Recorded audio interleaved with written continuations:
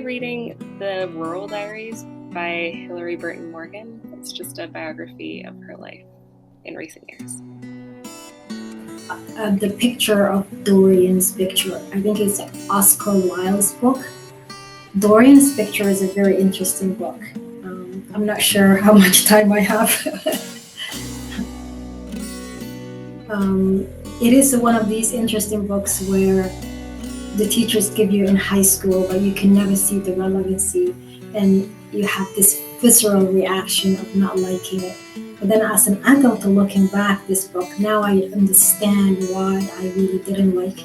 I can articulate better now, because it is 1817 story that was happening with a young 18-year-old man with that Victorian time. It had no relevance with my world, so I can see why I had that reaction, and why is it important that we have an education that's really relevant to the person being educated learners. Yeah, it's an interesting book if you want to pick up.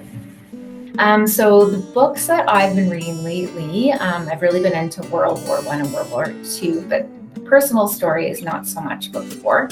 But I have just recently started the Bridgerton series. So for any women out there that have watched Bridgerton on Netflix, the books are just as good.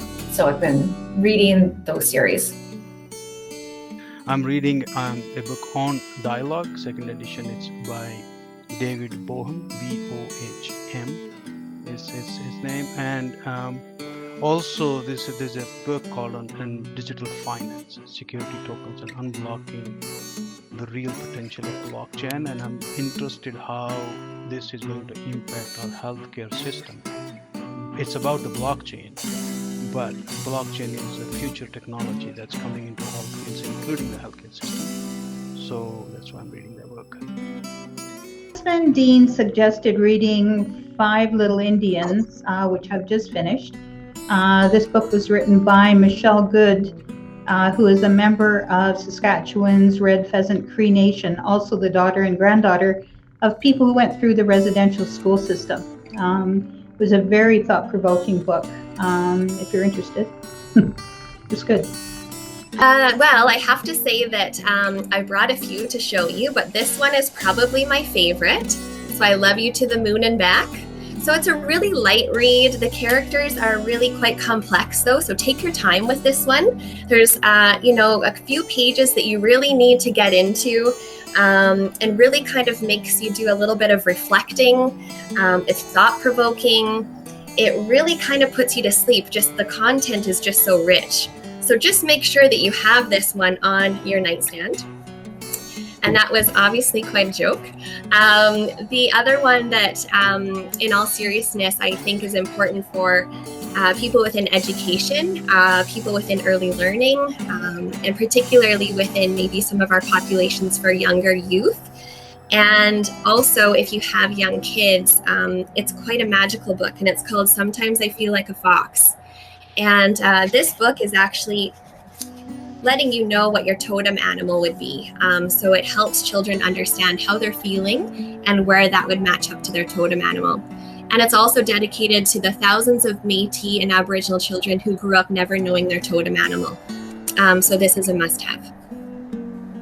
Actually, I'm reading a book called Home is Not a Country by a Sudanese author named Sophia. And yeah, with all the movement that's been happening, it's been really nice to read her take on what it means to, where do you call home? It's been a really nice, easy read.